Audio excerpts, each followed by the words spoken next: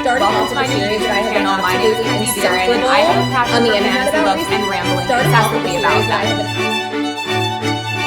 been... Welcome back to my channel. My name is and I have a passion for fantasy books and rambling incessantly about them. I will be posting minimum of one long-form video a week, and as I get used to BookTube, hopefully I will be able to give you even more content, so make sure to like and subscribe.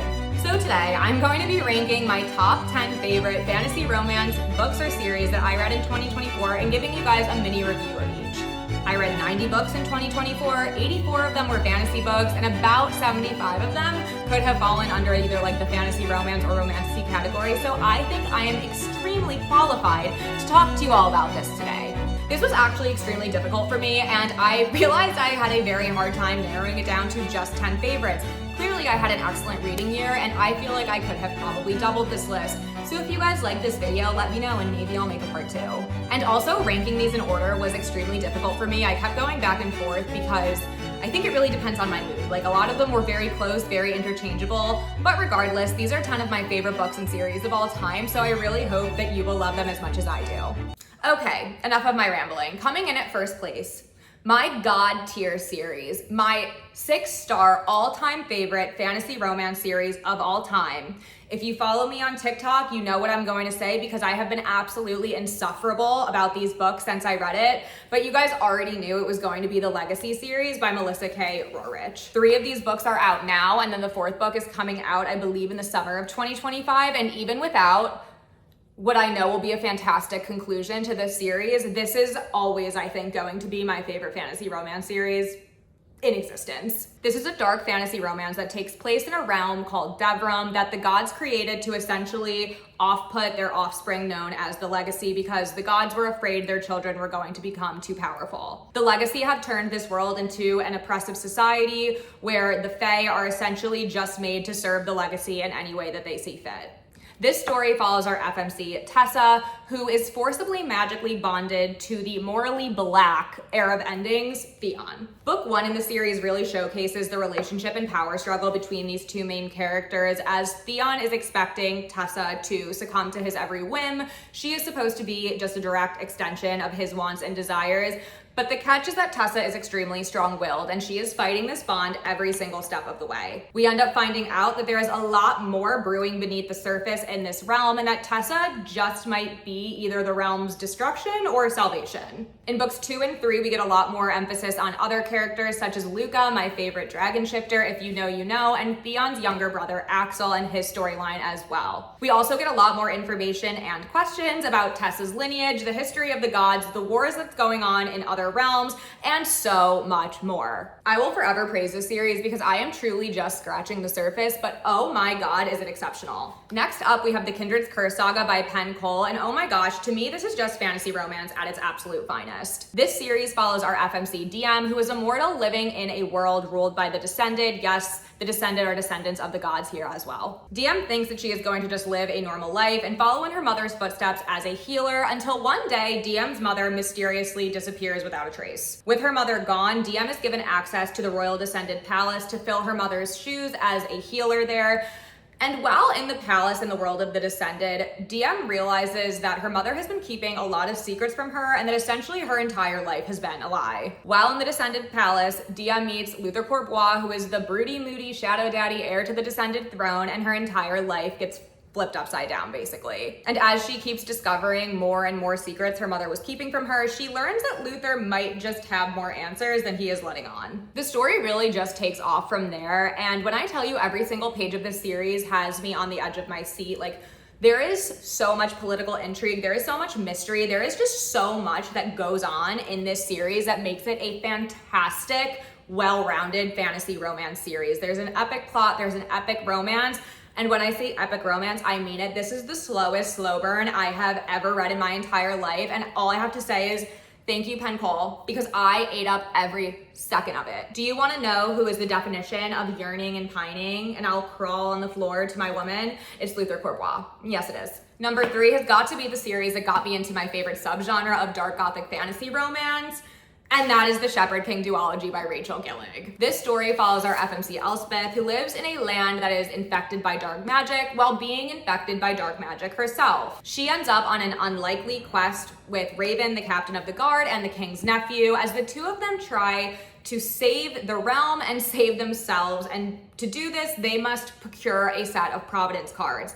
Providence cards are a huge aspect of the magic system in this world. Think very similar to tarot cards. If you are in possession of one of these cards, then you are basically able to express whatever magical ability that that card represents. This is a very difficult feat, and it is also considered treasonous to the crown. So the two of them have quite the journey ahead. And is it as if all of that was not stressful enough, their looming feelings for each other make the situation even more dangerous. Next up, we have The Legendborn Cycle by Tracy Dion, and my God, if this is not a triumph in YA fantasy romance, I don't know what is. Our story follows 16-year-old Bree, who is starting a residential program for gifted high schoolers at UNC Chapel Hill, right after her mother's untimely and mysterious death, and UNC is also her mother's alma mater. On her first night at school, Bree witnesses a magical demon attack where a demon is literally trying to take the life force from one of her classmates. And before it's too late, another one of her classmates comes out, refers to himself as a Merlin, and essentially saves the day and tries to wipe everyone's memories. He sees Bree and he says, okay, this absolutely cannot happen. So he wipes her memories as well. But the catch is that Bree's memories are still intact. And she's like, oh, I'm not just going to let this go. I'm following this Merlin. The Merlin's name is Sel. And her quest leads her to the Legendborn Society, which is a secret society at the school of the descendants of King Arthur and his round table, whose sole purpose is to basically defend humans from demonkind. Bree has reason to believe that this society has something to do with her mother's death, so she is insistent on finding out what happened, and she basically forces one of her classmates named Nick, who is an ex-Legendborn member, to get her involved in this group so that they can figure out what happened to her mom. This is a phenomenal coming-of-age story that has fantastic fantasy elements, a unique magic system, a powerhouse FMC, a bit of a love triangle, and more. This story also portrays the racism that is still very present in the American South and country in general, as well as excellently explaining the long-lasting effects of generational trauma that comes from slavery, and it beautifully depicts active grieving. Although YA, this story covers so many important topics and does so in such an understandable yet emotionally moving manner, and I truly think that this is a series that everyone should read. At number 5, we have the Lady of Darkness series by Melissa K. Roerich. And yes, before you ask, this is actually in a multiverse with the Legacy series that I spoke about earlier in this video. So what that means is these two series take place in the same world. So it's the same god, same magic system, and there are actually some crossover characters. And I will not be going into too much detail because then I will just never shut up. But in my opinion, you should read the Lady of Darkness series before the Legacy series, even though I like the Legacy series more because you get so much background lore, and some of the things that happen in the Legacy series will not hit as hard if you don't know about them from here. That being said, I actually think a good recommended reading order would be to read Legacy Book 1, read all of Lady of Darkness, and then go back and read the second and third book in the Legacy series. Anyway, this story follows Scarlet, who is known as one of the infamous Wraiths of Death, a very well-trained assassin. And when this story begins, she is living a quiet life, basically hiding in a lord's home and trying to heal from some traumatic event that we are not privy to at the time. Scarlet has been living a life of recluse for the last year and has been ignoring all of the summons and jobs from her master, the Assassin Lord. Just to give a little bit of background on Scarlet as a character, her life has been a series of unfortunate events since she was a child, really starting at the time when her mother was brutally murdered in front of her at the hands of the Fae Fire Prince. So Scarlet's quiet life begins to change when she notices the new captain of the guard, and she feels this strange pull towards him that she can't really describe. So the two end up having like a legitimate sparring battle, like they fight each other, and he, because he lost, agrees to train her. While this is happening, the Assassin Lord has grown tired of Scarlet ignoring him and basically says, if you do this job for me that he gives her, I will get retribution for the death of your mother. Like, we will figure this out. We will find the Fae Fire Prince and you will have your revenge. And although that was Scarlett's focus. She gets sidetracked when she finds out that a bunch of orphans from where she grew up are being kidnapped and there's no trace. So she refocuses on that and uncovers that there might be something truly evil brewing beneath the surface of this kingdom, and that her hidden power might just be the answer to it all, and that this new captain of the guard has quite a few secrets that he is not willing to share that could save the world. The story is exceptional and really does explode from there. Book 1, I wouldn't say it's slow, but it almost acts as a little bit of a prequel to Scarlett's story, and then truly the rest of the series is just so action-packed. There is so much political maneuvering, the magic system explodes, the history and lore of the gods is just truly incredible, and I cannot recommend this series enough. But at its core, this is a story about finding your stars in the darkest night.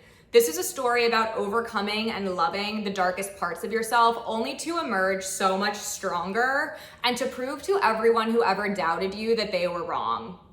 This is a story about love and friendship, and about learning that you are deserving of love even when you do not think that you are. The found family and the relationships in this story are so beautiful, and truly every time I think about the 2 lines I just said, I honestly get a little teary because of how powerful those lessons are throughout the series. Coming in at number 6, we have the War of Lost Hearts trilogy by Carissa Broadbent. My God, this is an absolutely beautiful fantasy romance. This story follows Tisana, who is an escaped slave who journeys to the Orders, which is the most prestigious magical institute in this land, to issue their help in freeing her people. Before officially joining the Orders, Tisana must complete an apprenticeship with the grumpy and reclusive fire wielder Max. The Order's intentions with Tisana are cryptic and unknown, but she must prove herself to them under the threat of a looming war that is happening as well. But what is even more dangerous is the growing feelings that Tisana and Max begin to have for each other, and his bloody past might just be the downfall of them both. This story is beautiful, and Tisana is truly one of my favorite FMCs that I have ever read. Like, I literally want to be like her when I grow up. She's an exceptional character, and this is one of the sweetest and most heartwarming romances that I have read to date. I really love the romance here because it's very different than typical like enemies to lovers, shadow daddy, stabby FMC, whatever. This is truly a beautiful love story. I also adore this series because this is the first time that I was ever legitimately rooting for the villain in a book. Like, not the moody, morally gray MMC. Like, I mean the legitimate villain, like the actual villain of the story. And to me, that is just a testament of how exceptional the storytelling is. At number 7, we have Anathema by Carrie Lake, our dark gothic fantasy romance queen. This story follows our FMC Mavis, who is a shunned woman living in a mortal village next to the Eating Woods. And the villagers refer to it as the Eating Woods because no one who has ever walked into them has ever been returned. A tragic turn of events caused Mavis to have to flee into these woods, and she ends up accidentally crossing into another realm through the woods that no mortal has ever entered before. And this land is as alluring as it is dangerous. Here, she runs into our MMC Zavander, who is the most calculated and cold assassin in this realm, and he is on a mission to crucify her because of an arcane prophecy. It turns out that Mavis' blood just might be the key to breaking a curse that plagues Zavander, but as he actually gets to know her, this becomes a little bit more murky because he begins to fall for her. This is a dual POV slow burn with excellent characters and an even more beautifully atmospheric gothic world. Like, I could not sing enough praises for this book. It is truly exceptional. Carrie Lake seriously is the queen of the dark gothic genre, and this is the perfect example as to why. Coming in at number 8, we have Phantasma by Kaylee Smith. And when I tell you I ate this book up, I ate up every crumb. This is a fun spin on the dark gothic fantasy romance genre. And when I tell you I was so obsessed with this, I finished it in under 24 hours. Like, you would have had to like rip this away from me to get me to do anything else. Here we follow Ophelia, who has just inherited the family gift of necromancy because her mother passed away. While dealing with their grief, Ophelia and her sister also inherit the huge debt that their family was in that they were unaware of. It turns out that they may lose their family home, and their mother had kept this a secret from them. So Ophelia's sister decides to try and take matters into her own hands, and she enrolls herself by entering the very dangerous game of Phantasma. Phantasma is a traveling haunted house trial game that is based on the circles of hell and preys on your deepest, darkest fears. Most contestants won't make it out alive, but if you do in fact win these games, you are granted one wish of your choosing, any wish in the world. So Ophelia panics and figures the only way that she could possibly save her sister is if she enrolls in the games as well, and there she forms an unlikely alliance with the charming and mysterious phantom named Blackwell. She doesn't know she should trust him, but she feels like she really doesn't have a choice if she wants to have a chance of winning this game. And the only thing that may be more dangerous than the game of Phantasma is the dark attraction she finds herself having towards this phantom. Because in Phantasma, truly the only thing more dangerous than losing the game is losing your heart. I will never stop singing the praises of this book. It is excellent. And if you know me, you know that I fucking love a half-dead MMC. Call me a freak, I don't care. I eat this shit up every time, even though I've really only read it twice. So if anyone has more recs like this, please let me know. Our 9th place spot goes to Quicksilver by Callie Hart because listen, I'm just as much of a basic bitch as you guys. This story follows Saris, an orphan girl living in a desert, oppressed faction of a kingdom.